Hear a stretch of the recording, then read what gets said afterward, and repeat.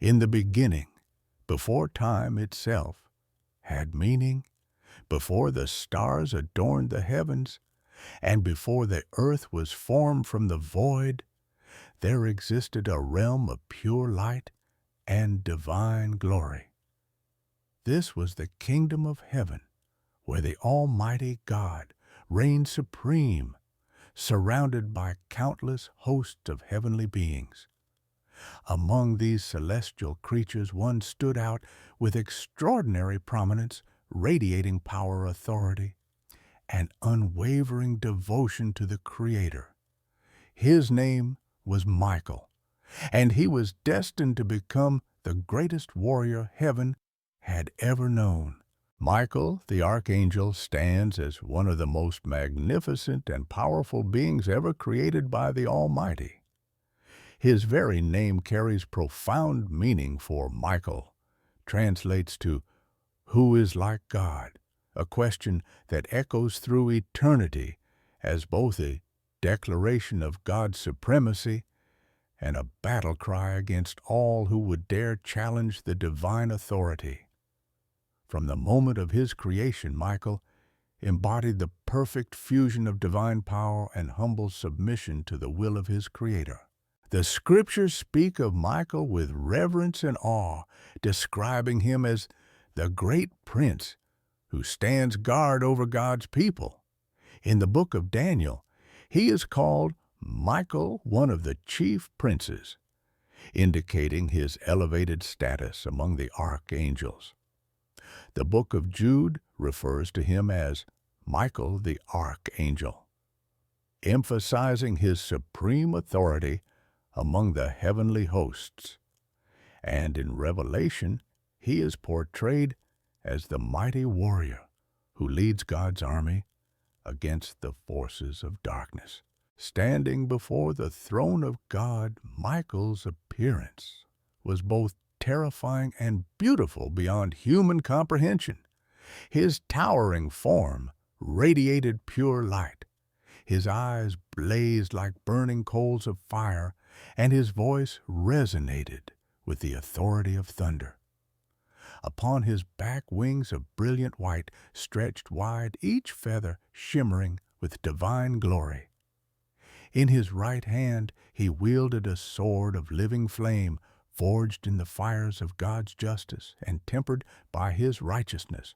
This was no ordinary weapon, but an instrument of divine judgment that could cleave through the very fabric of reality itself. Michael's face reflected the perfect balance of mercy and judgment that characterized his Creator. When he looked upon those who served God faithfully, his expression radiated warmth and protection. But when his gaze fell upon evil and rebellion, his countenance became terrible to behold, like the fierce visage of divine wrath. Preparing to execute judgment, his armor, if it could be called that, was woven from threads of pure light, impenetrable to any weapon forged in darkness, and it gleamed with the reflected glory of the Almighty. But Michael's true strength lay in his physical appearance, overwhelming though it was. His greatest power resided in his absolute, unwavering faithfulness to God. While other angels might question or hesitate, Michael's obedience was instant and complete. When God spoke, Michael listened. When God commanded, Michael obeyed. This perfect submission to divine will made him the ideal instrument through which God could work his purposes in both heaven and earth. The psychology of Michael the Archangel reveals a being of extraordinary depth and complexity. His loyalty to God was not merely programmed obedience, but a conscious choice made moment by moment, decision by decision.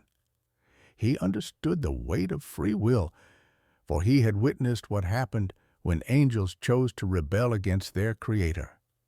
Yet, despite seeing the consequences of rebellion, despite witnessing the fall of Lucifer and countless other angels, Michael's resolve never wavered.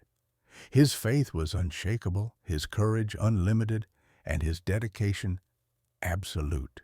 Michael possessed a warrior's heart, but it was tempered by divine love.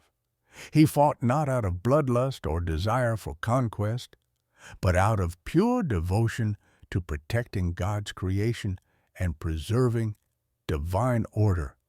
Every battle he engaged in, every enemy he faced, every victory he won was motivated by his burning desire to see God's will accomplished and God's people protected. He understood that sometimes love required warfare, that sometimes peace could only be preserved through strength, and that sometimes mercy could only be shown after justice had been served.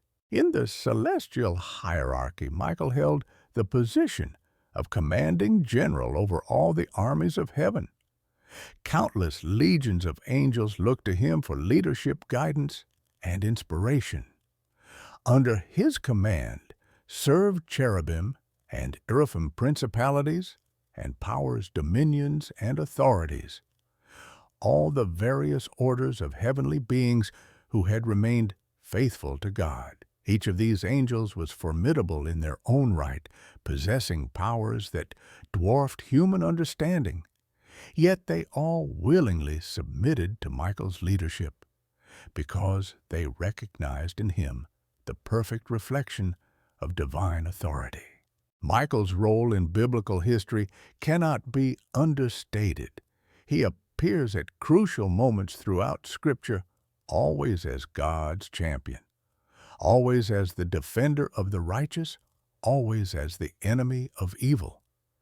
His interventions shaped the course of human history, protected God's chosen people, and ensured that God's plans would come to fruition despite the opposition of dark forces.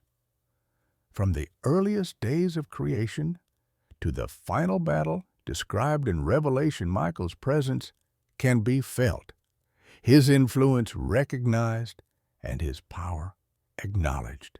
The archangel's relationship with humanity was unique among the heavenly beings.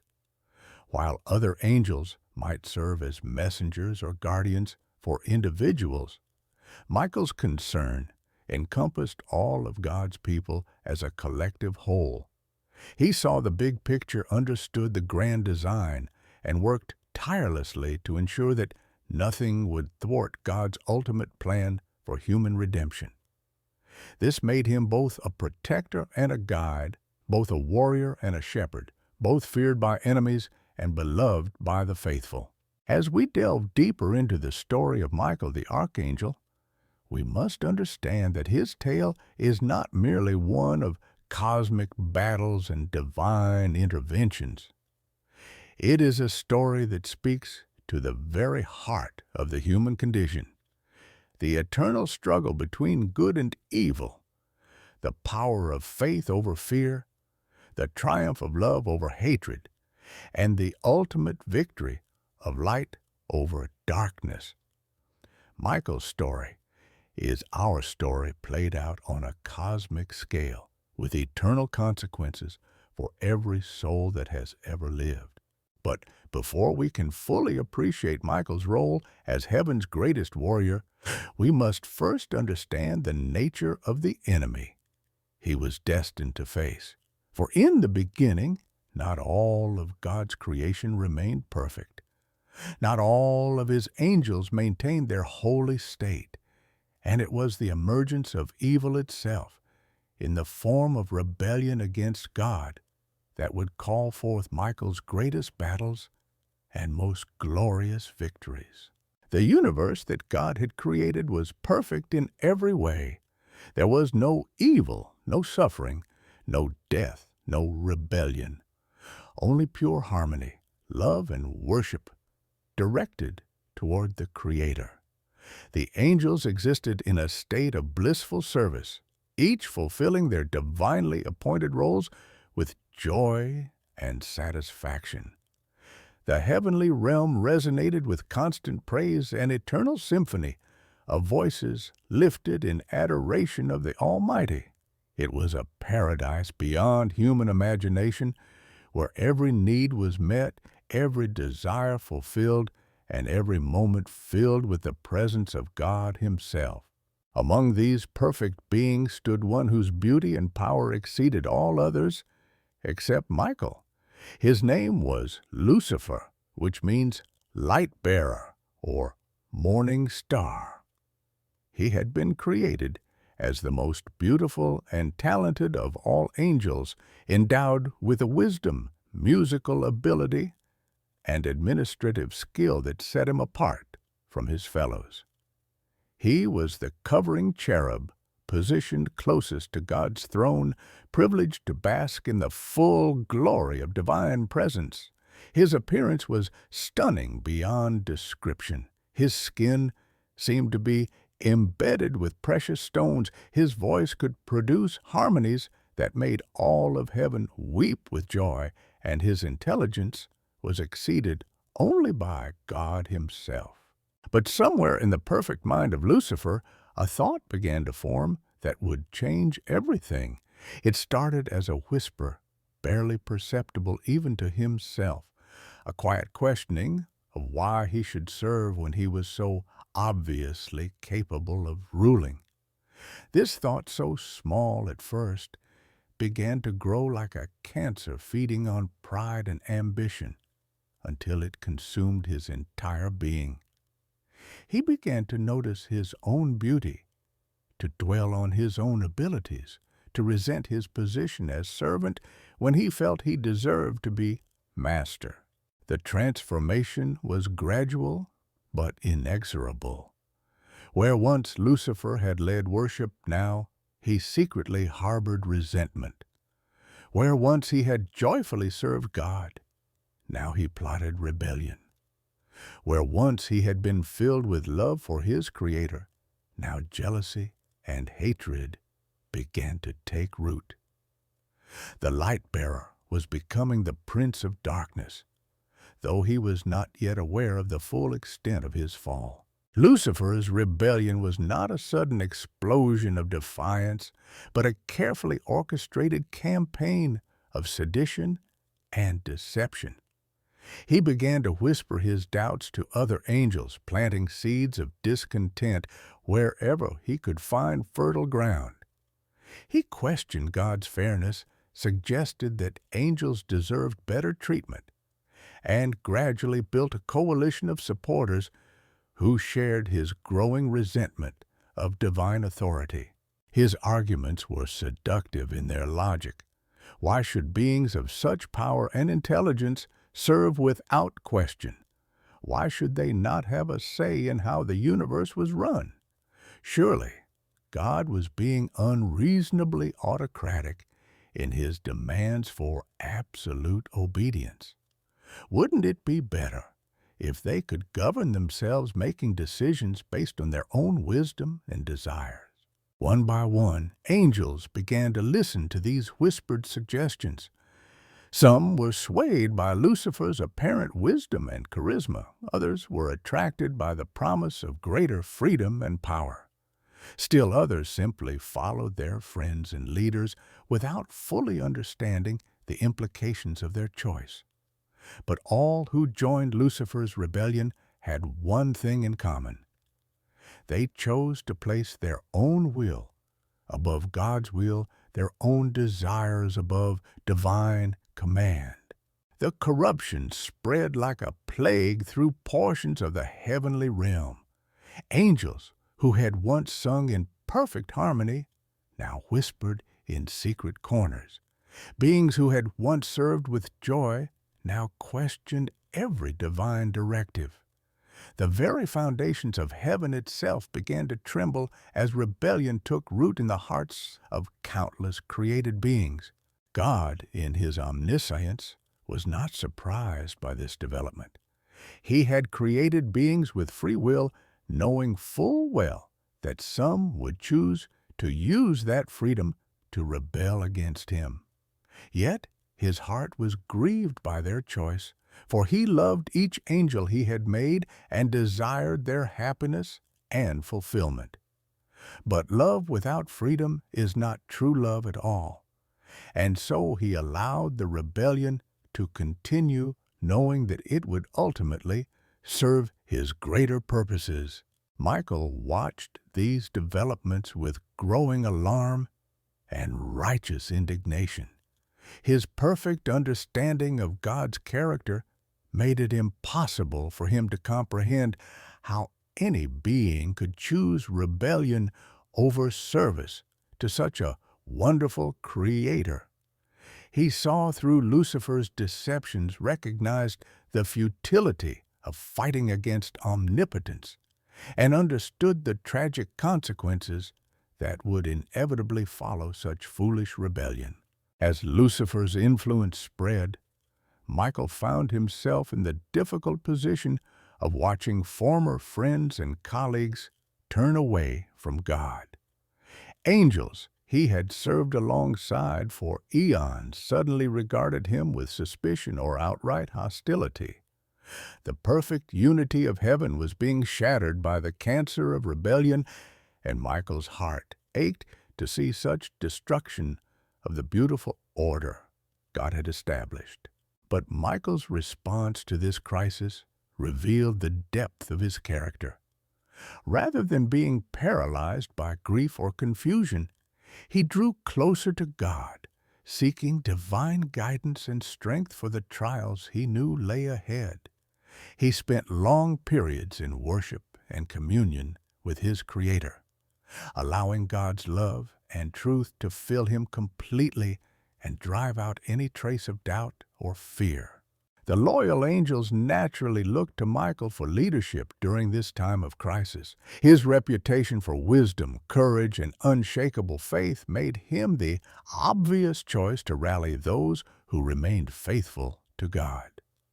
He became not just a military commander, but a spiritual leader, encouraging the faithful to stand firm in their commitment to divine truth and resist the seductive lies being spread by Lucifer and his followers.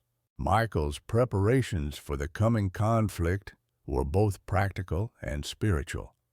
On the practical side, he organized the loyal angels into military formations, established communication networks, and developed strategies for the battles he knew were inevitable.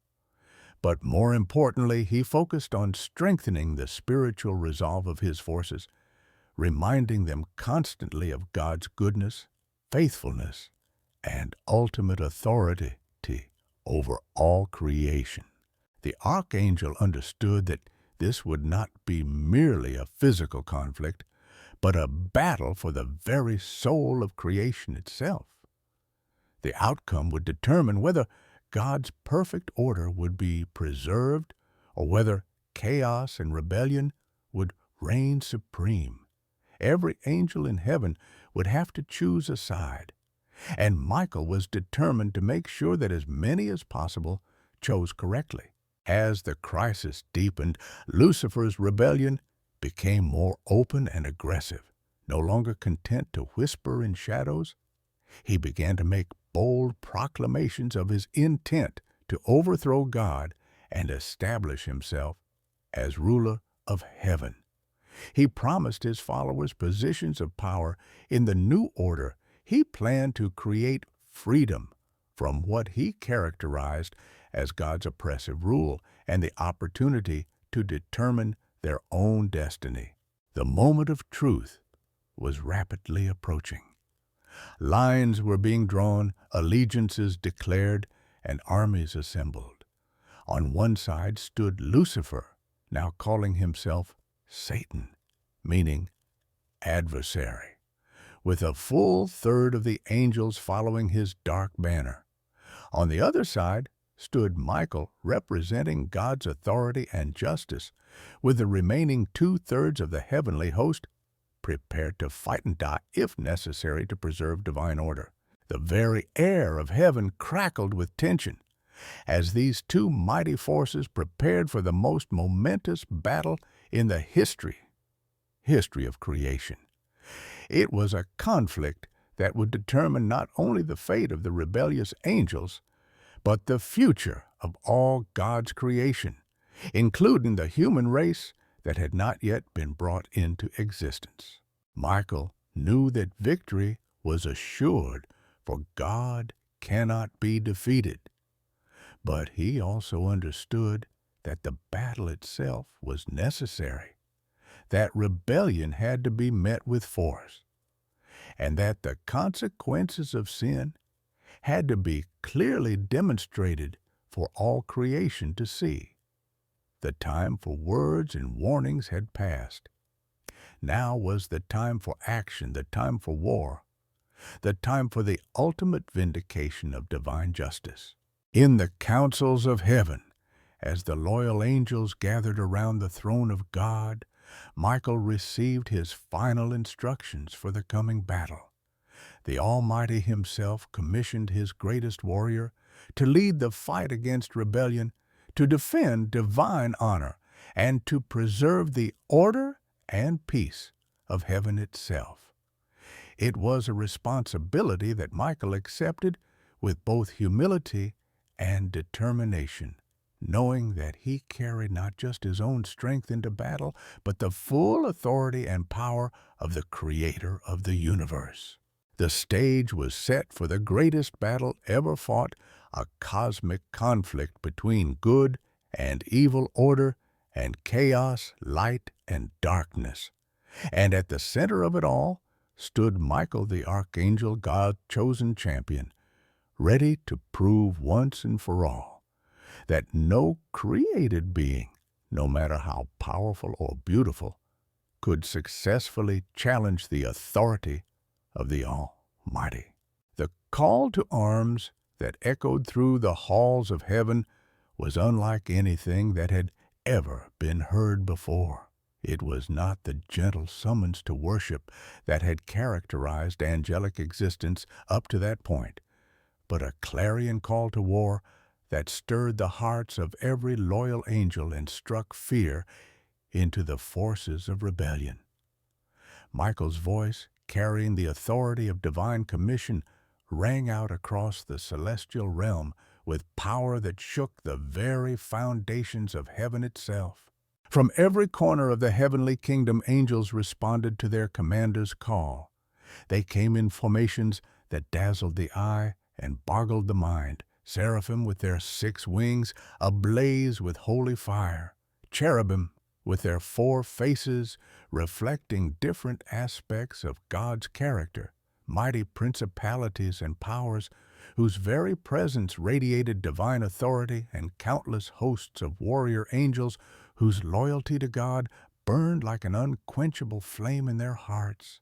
Michael stood before this assembled multitude, his form radiating divine light so brilliant that even the angels had to shield their eyes. In his hand, the sword of the Lord blazed with such intense fire that the very air around it shimmered with heat waves of pure spiritual energy.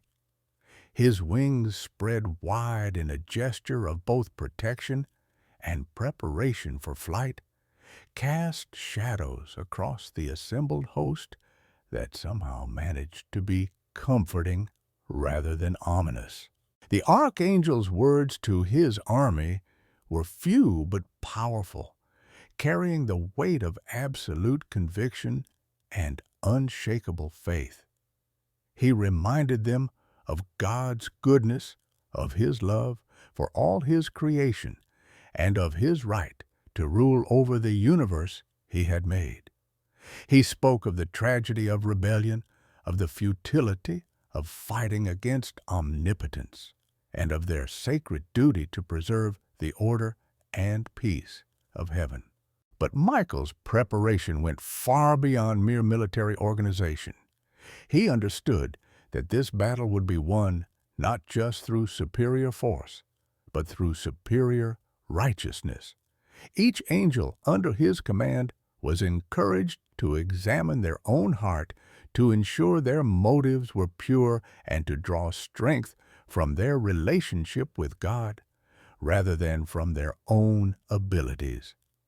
Prayer and worship became as important as weapons and strategy in the preparations for war.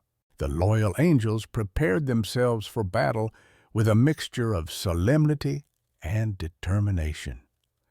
They polished their spiritual armor until it gleamed like burnished gold, sharpened their swords of truth until they could cut through the thickest deception, and strengthened their shields of faith until they could deflect the most powerful attacks of the enemy. But most importantly, they filled their hearts with love for God and compassion for those who had been deceived by Satan's lies. Michael's strategic planning revealed his profound understanding of both warfare and the nature of the enemy they faced. He knew that Satan was not only powerful, but also cunning, not only strong, but also deceptive. The prince of demons would not fight fairly or honorably, but would use every trick, every deception, every underhanded tactic at his disposal to achieve victory. Michael therefore prepared his forces not just for open combat, but for the kind of spiritual warfare that would test their character as much as their strength. The angelic host was organized into multiple divisions, each with its own specialized role in the coming conflict.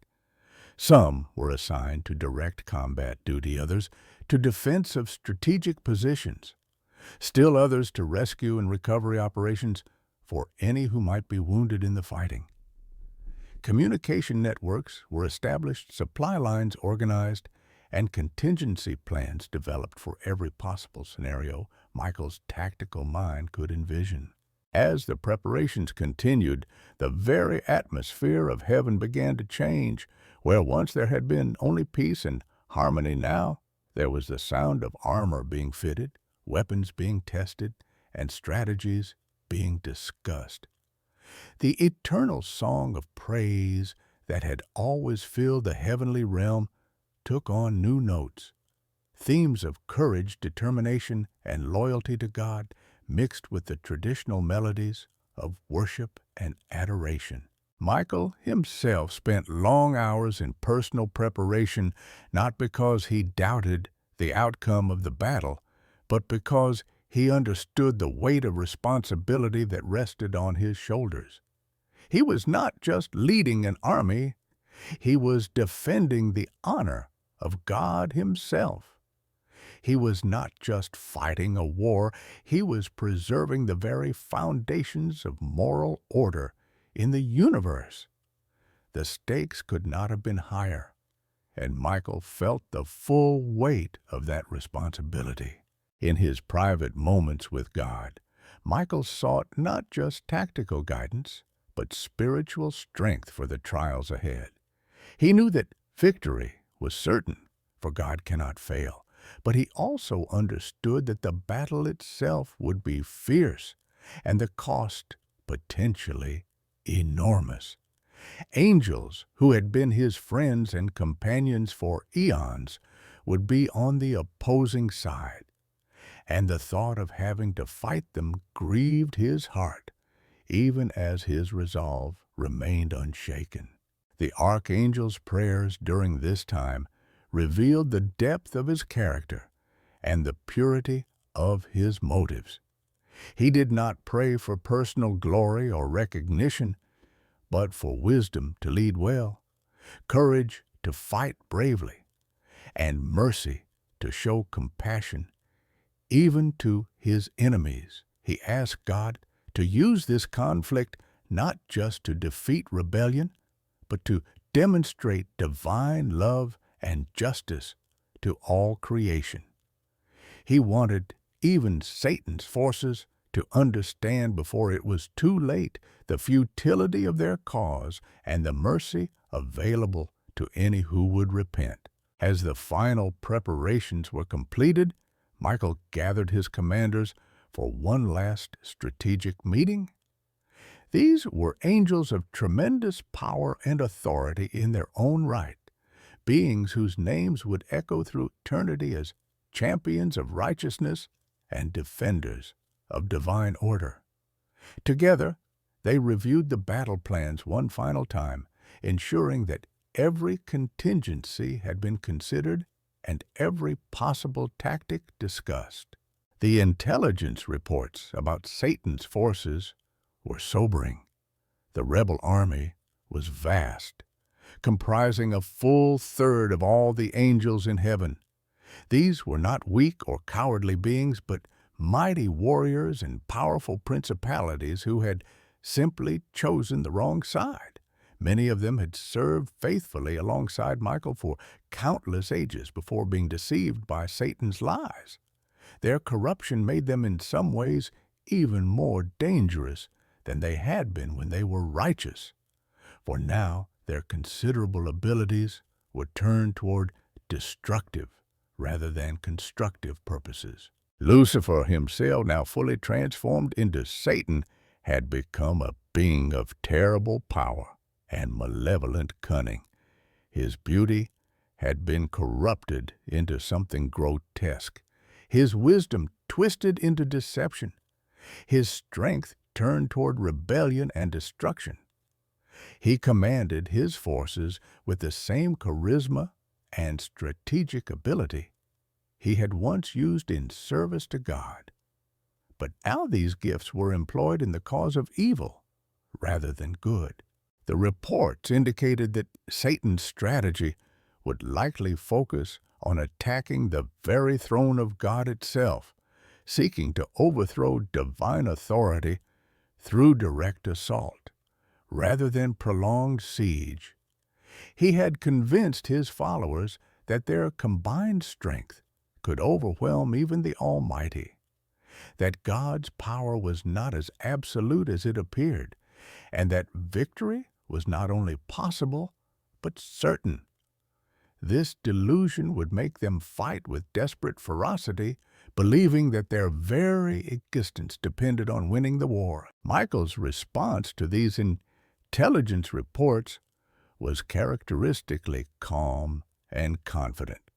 He had no doubt about the ultimate outcome of the conflict, but he respected the enemy's abilities and refused to underestimate the challenge they faced. He adjusted his battle plans accordingly, ensuring that his forces were prepared for the kind of desperate all-out assault that Satan was likely to launch. The final element of Michael's preparation was perhaps the most important of all, the cultivation of absolute trust in God's power and authority.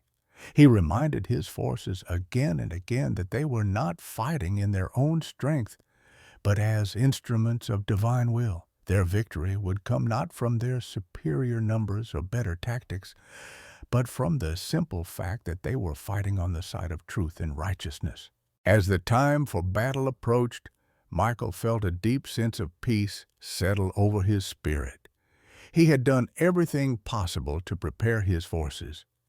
He had sought God's guidance at every step, and he was confident in the righteousness of their cause. The coming conflict would be terrible and costly, but it was necessary to preserve the order and peace of heaven, and to demonstrate once and for all that God's authority cannot be successfully challenged. The archangel took one last look around the assembled host of loyal angels, seeing in their faces the same determination and faith that filled his own heart. These were not just soldiers in an army, but fellow servants of the Most High, united in their love for God and their commitment to His will. Together, they would face the greatest challenge in the history of creation, and together they would emerge victorious, not because of their own strength, but because they serve the God who cannot be defeated. The moment had arrived. The preparations were complete. The armies were assembled. The battle lines were drawn. All that remained was for the conflict to begin, and Michael was ready to lead God's forces into the most important war ever fought. The silence that fell over heaven just before the battle began was profound and ominous, like the hushed moment before a thunderstorm unleashes its full fury upon the earth. It was a silence filled with tension, anticipation, and the weight of cosmic significance. Every angel, whether loyal or rebellious, seemed to hold their breath as they waited for the conflict that would determine the future of all creation to commence. Then, like the sound of 1,000 trumpets blown in perfect unison, Satan's war cry shattered the silence, and the battle began. The rebel forces launched themselves forward with desperate fury, their ranks stretching across the heavenly realm like a dark tide of rebellion and chaos. At their head flew Lucifer himself, his once beautiful form now twisted by pride and hatred into something terrible to behold, yet still radiating power that made the very air around him crackle with malevolent energy. Michael's response was immediate and decisive. With a voice that rang out like thunder across the celestial battlefield, he commanded his forces forward. The loyal angels surged ahead in perfect formation, their movements coordinated with precision that spoke of both their training and their unity of purpose.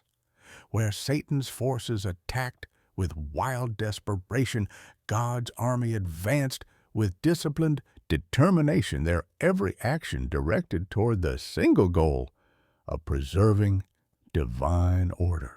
The collision of these two mighty armies created a spectacle beyond human imagination. Light clashed against darkness as weapons of pure spiritual energy met shields of twisted pride. The sound of the battle was like nothing ever heard before. The ring of celestial swords, the crash of angelic armor, the cries of warriors locked in cosmic combat, and underlying it all the fundamental tension between good and evil being played out on the grandest possible stage. Michael himself have engaged in single combat with some of Satan's most powerful lieutenants, angels, who had once served faithfully alongside him, but were now corrupted by rebellion and hatred. Each encounter was both a tactical battle and a spiritual confrontation, as Michael sought not only to defeat his opponents, but to demonstrate the futility of their cause. His sword, blazing with the fire of divine justice, cut through their defenses with ease, while his shield of faith turned aside their most powerful attacks. The Archangel's fighting style was a perfect blend of power and precision, strength and skill. Every movement was calculated for maximum effectiveness. Every strike delivered with devastating accuracy. Every defensive maneuver executed with flawless timing. But what made Michael truly formidable was not his technical ability, impressive though it was, but the righteous authority that backed every action. He fought not as a warrior seeking personal glory, but as an instrument of divine will. And this gave his every move a power that no rebellious angel could match. Across the battlefield, similar encounters were taking place as loyal angels engaged their former comrades in combat. The spiritual and emotional toll of this conflict cannot be overstated. These were beings who had known each other for eons, who had served together in perfect harmony, who had been friends and companions in the worship of their Creator. Now they were forced to fight each other in a war that would determine the fate of all creation.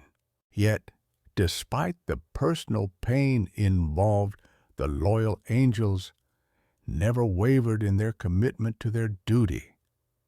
They understood that sometimes love requires difficult choices, that sometimes peace can only be preserved through warfare, and that sometimes mercy can only be shown after justice has been served. They fought with courage, born of conviction, strength drawn from righteousness, and power derived from their unshakable faith in God. The battle raged across multiple dimensions of the heavenly realm simultaneously. In the physical dimension, angels clashed with weapons and armor that blazed with spiritual energy. In the spiritual dimension, prayers and praises from the loyal angels battled against curses and blasphemies from the rebels. In the intellectual dimension, truth confronted lies, wisdom challenged foolishness, and divine revelation exposed satanic deception for what it really was. Satan himself proved to be a formidable opponent wielding power that was second only to God's own. His attacks were not just physical, but psychological and spiritual as well. He sought to demoralize the loyal angels by questioning God's motives, suggesting that they were fighting for a tyrant rather than a loving creator, and promising them freedom and power if they would join his cause even at this late hour. But Michael's presence on the battlefield served as a constant reminder to his forces of why they were fighting and whom they served. His unwavering courage in the face of overwhelming odds, his steadfast faith, even when the battle seemed most desperate, and his complete trust in God's ultimate authority inspired every angel under his command to fight with renewed determination. The tide of battle ebbed and flowed across the heavenly realm as neither side could initially gain a decisive advantage. Satan's forces fought with the desperation of those who knew they faced extinction if they failed, while God's army battled with the confidence of those who served absolute truth and righteousness. The conflict seemed as though it might continue indefinitely, with neither side able to achieve final victory over the other. But Michael understood something that Satan did not. This was not really a battle between two equal forces, but rather a demonstration of divine justice and mercy being played out for all creation to witness.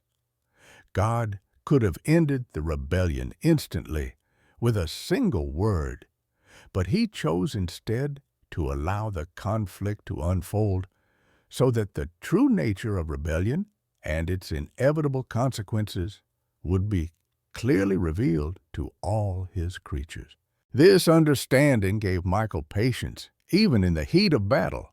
He knew that victory was certain, not because his forces were stronger or more numerous, but because they fought in service to the God who cannot be defeated.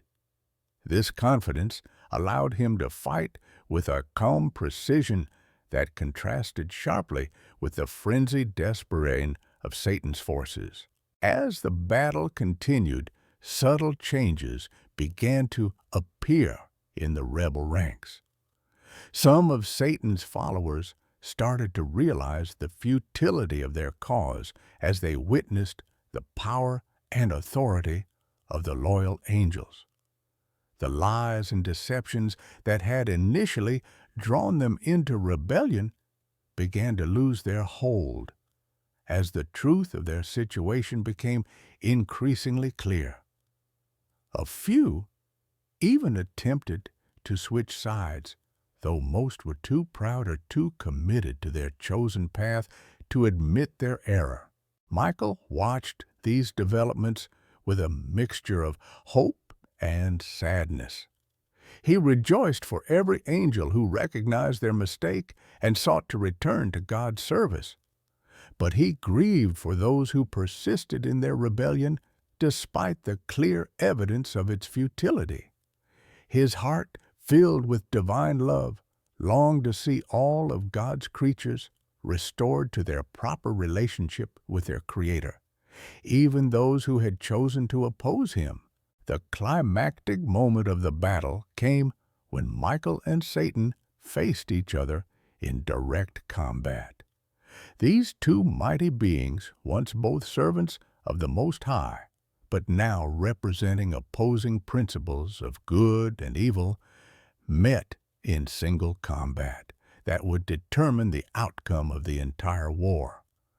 The very foundations of heaven trembled as their weapons clashed, and all other fighting ceased as angels on both sides watched this ultimate confrontation unfold. Satan attacked with all the fury and power at his disposal, his corruption having transformed his once beautiful strength into something terrible and destructive. His sword blazed with dark fire as he sought to strike down the champion of divine order, while his words dripped with poison as he continued to mouth blasphemies against the God they had both once served together. But Michael met Satan's assault with calm confidence and unshakable faith. His sword, forged in the fires of divine justice and tempered by righteousness, turned aside every attack with ease. His shield, bearing the insignia of God's authority, deflected every blow without sustaining so much as a scratch. And his counterattacks, delivered with the precision of one who fought not in his own strength, but in the power of the Almighty, gradually began to overwhelm Satan's defenses. The end came instantly and decisively. With a final mighty stroke that blazed with the full authority of heaven itself, Michael's sword shattered Satan's defenses and sent the prince of darkness reeling backward in defeat. The rebel leader's weapon fell from his nerveless fingers as the full weight of his failure crashed down upon him. The war was over, and God's champion stood victorious on the field of battle. The defeat of their leader broke the spirit of the remaining rebel forces. Seeing Satan himself overwhelmed by Michael's righteous power, they finally understood the complete futility of their cause. Some fell to their knees in submission, begging for mercy and forgiveness. Others simply stood in stunned silence, too shocked by their defeat to respond. But all recognized that the war was over and that they had chosen the losing side. Michael's victory was complete, but it was not a victory of his own making. He had served merely as an instrument through which God's power and authority had been demonstrated. The real victor was the Almighty Himself, whose justice and righteousness had been vindicated before all creation. The rebellion had been crushed, divine order had been preserved, and the absolute sovereignty of God had been proven beyond any doubt. As the dust of battle settled and the full scope of the victory became clear, Michael knelt before the throne of God in humble thanksgiving. He had done his duty, fulfilled his commission, and served his Creator faithfully in the greatest test of loyalty ever faced by any created being. The victory belonged not to him, but to the God he served, and in that truth he found perfect satisfaction and peace. The aftermath of the great battle in heaven was both terrible and necessary, as the full consequences of rebellion against the Almighty were demonstrated for all creation to witness.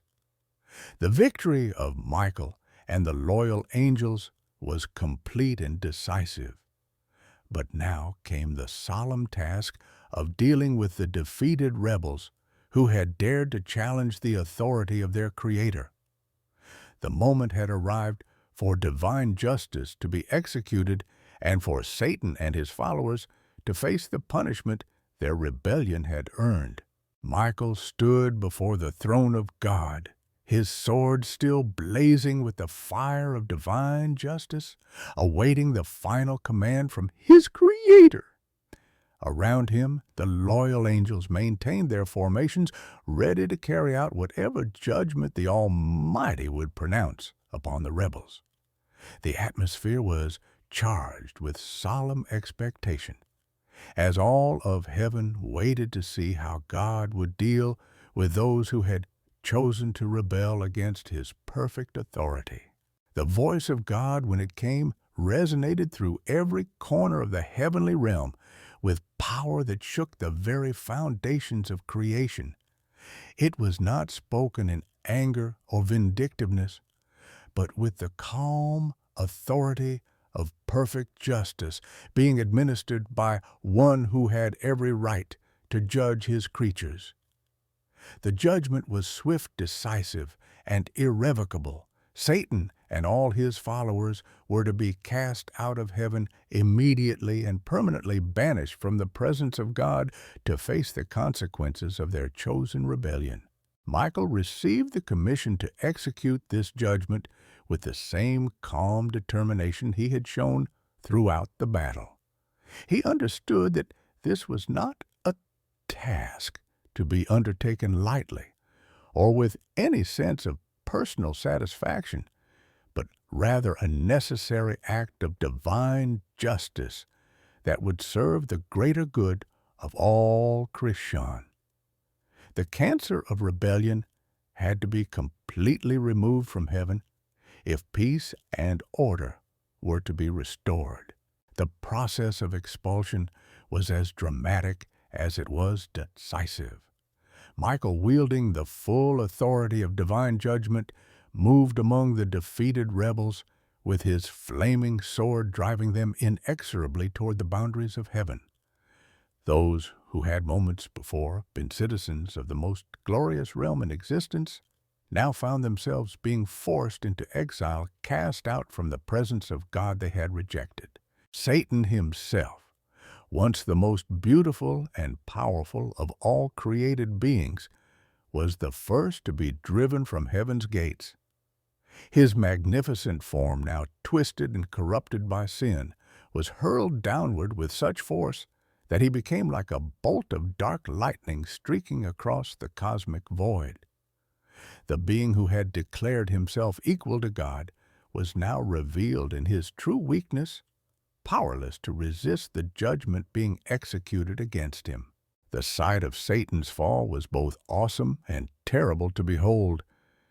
This was no ordinary defeat of one army by another, but the cosmic vindication of divine authority over all creation. The Prince of Darkness, who had promised his followers that they could successfully challenge God's power, was now being cast down in utter defeat, his powerlessness revealed for all to see. One by one, Satan's followers shared his fate. Angels who had once stood in the presence of the Most High, who had participated in the eternal chorus of praise that filled heaven, who had enjoyed the perfect bliss of unbroken fellowship with their Creator, now found themselves being driven into exile. Their rebellion had cost them everything they had once held dear, and the full weight of that loss was beginning to settle upon them. The fallen angels' journey from heaven to their place of banishment was marked by a terrible transformation. As they fell further from the source of all light and goodness, their forms began to change, reflecting the spiritual corruption that had already taken place in their hearts. Beauty became grotesque, strength became twisted, and wisdom became cunning. They were becoming the demons they had chosen to be through their rebellion. In the beginning, before time itself had meaning, before the stars adorned the heavens, and before the earth was formed from the void, there existed a realm of pure light and divine glory. This was the kingdom of heaven, where the Almighty God reigned supreme, surrounded by countless hosts of heavenly beings. Among these celestial creatures, one stood out with extraordinary prominence, radiating power, authority, and unwavering devotion to the Creator. His name was Michael, and he was destined to become the greatest warrior heaven had ever known. Michael, the Archangel, stands as one of the most magnificent and powerful beings ever created by the Almighty. His very name carries profound meaning, for Michael translates to "Who is like God?" a question that echoes through eternity as both a declaration of God's supremacy and a battle cry against all who would dare challenge the divine authority. From the moment of his creation, Michael embodied the perfect fusion of divine power and humble submission to the will of his Creator. The Scriptures speak of Michael with reverence and awe, describing him as the great prince who stands guard over God's people. In the book of Daniel, he is called Michael, one of the chief princes, indicating his elevated status among the archangels. The book of Jude refers to him as Michael the Archangel, emphasizing his supreme authority among the heavenly hosts. And in Revelation, he is portrayed as the mighty warrior who leads God's army against the forces of darkness. Standing before the throne of God, Michael's appearance was both terrifying and beautiful beyond human comprehension. His towering form radiated pure light, his eyes blazed like burning coals of fire, and his voice resonated with the authority of thunder. Upon his back wings of brilliant white stretched wide, each feather shimmering with divine glory. In his right hand he wielded a sword of living flame, forged in the fires of God's justice and tempered by his righteousness. This was no ordinary weapon, but an instrument of divine judgment that could cleave through the very fabric of reality itself. Michael's face reflected the perfect balance of mercy and judgment that characterized his Creator. When he looked upon those who served God faithfully, his expression radiated warmth and protection. But when his gaze fell upon evil and rebellion, his countenance became terrible to behold, like the fierce visage of divine wrath, preparing to execute judgment. His armor, if it could be called that, was woven from threads of pure light, impenetrable to any weapon forged in darkness, and it gleamed with the reflected glory of the Almighty. But Michael's true strength lay not in his physical appearance, overwhelming